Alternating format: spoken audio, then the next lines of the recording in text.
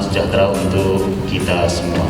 Yang terhormat Menteri Dalam Negeri Bapak Profesor Haji Muhammad Tito Karnavian, PhD, dalam pertemuan kita bersama Pak Menteri Dalam Negeri dalam acara koordinasi, monitoring, dan evaluasi pembatasan sosial berskala besar PSBB di Kota Depok. Untuk itulah sepenuhnya pada siang hari ini kita minta arahan dari Pak Menteri dalam hal pelaksanaan PSBB khususnya. Assalamualaikum warahmatullahi wabarakatuh. Selamat siang, salam sejahtera untuk kita semua. Bapak Wali Kota Depok, Dr. Haji Muhammad Idris, terima kasih banyak atas sambutan yang hangat dari Bapak Wali Kota beserta segenap jajaran, termasuk juga pengurus gugus tugas Kota Depok. Kehadiran kami ke sini sebetulnya sekaligus untuk beranjak sana silaturahmi terkait mengenai masalah yang kita hadapi sekarang, yaitu masalah COVID-19 ini. Kita tahu bahwa salah satu dari data yang ada, epicentrum yang salah satu yang paling utama adalah kota Jakarta. Kita tahu bahwa berkaitan dengan COVID-19 ini, maka dinamika yang terjadi karena adalah epicentrum. Bahkan yang pertama kali warga Depok, meskipun banyak yang mengatakan sebelum itu mungkin sudah terjadi.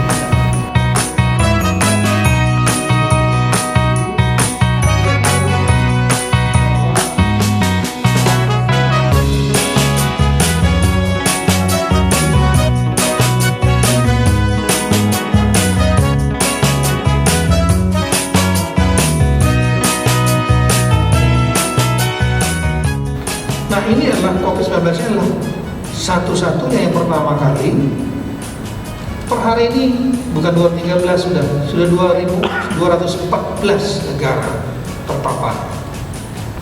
Maka wajar semua negara sekarang saling belajar. Nggak ada negara yang siap. Nggak ada yang negara siap. Mungkin negara yang pernah mengalami wabah besar yang sedikit mengerti di zaman modern ini, seperti yang menangani SARS, menangani MERS kemarin, mereka mungkin cukup terlatih dikit lah. Tapi kalau yang belum pernah mengalami sebesar ini, ya semua belajar.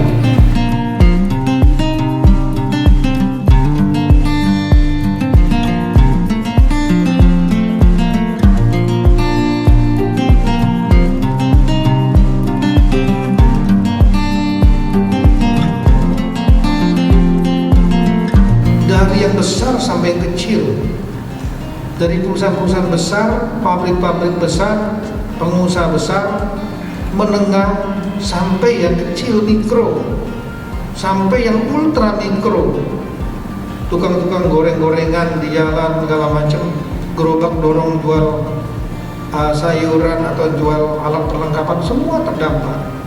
Daerah akan pusat mengalami pukulan. Dari krisis ekonomi lari ke krisis keuangan. Di pusat, revenue nomor satu, income nomor satu itu adalah dari pajak sawit.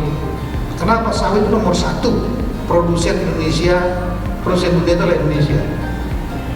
Nomor dua itu adalah pariwisata. Nomor tiga dari batu bara. Baru yang lain-lain. Semua sektor ini terdampak. Yang terjadi sekarang dengan COVID-19, karena transfer pusat terpotong, pendapatan asli daerah juga dari pajak-pajak dan lain-lain terpotong,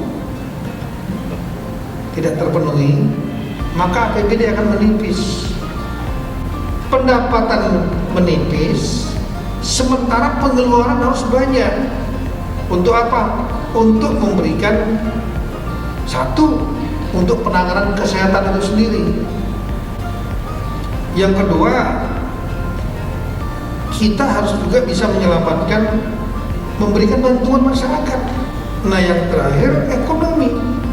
Kalau ekonomi nggak jalan, lebih parah lagi.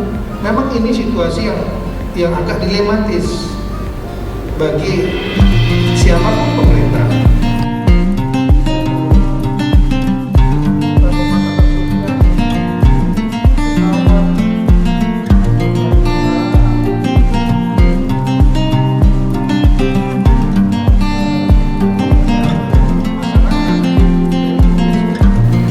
Silakan keluarkan semua jurus silat yang ada sepanjang dalam koridor hukum, sehingga bagaimana caranya kesehatan publik penanganan COVID ini bisa ditekan. Paling tidak kita melakukan 5 langkah.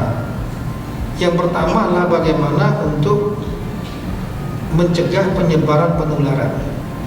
Kemudian yang kedua, dia menyerang siapa saja, tidak hanya kombatan, mau laki, mau perempuan, mau anak-anak, mau pangkatnya tinggi, mau pejabat, mau bukan pejabat, kemudian mau tokoh ini, mau tokoh itu, semua gak ada urusan, semua diserang.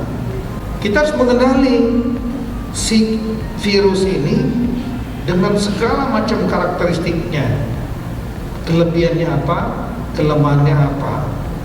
Dulu orang mengatakan yang pakai masker adalah yang positif saja yang sakit supaya nggak nularin orang lain. Tapi berbagai penelitian menunjukkan bahwa masker juga bagus buat proteksi bagi yang belum terkena. Jadi kalau dua-duanya menggunakan masker jauh lebih baik. Yang positif maupun yang negatif masing-masing menggunakan masker. Karena pintu masuk dia adalah mulut, hidung, tinggal satu lagi mata. Kita menggunakan masker ini mau tidak mau, kita membawa suatu kehidupan baru. Protokol kesehatan tadi, nomor 1 tetap mengutamakan kesehatan publik. COVID ini harus diputus secepat mungkin. Makin cepat selesai, ini akan makin cepat kita recover ekonomi. Yang berikutnya lagi adalah social safety net, bantuan sosial bagi masyarakat yang sulit. Kenapa? Kalau tidak nanti akan terjadi krisis sosial.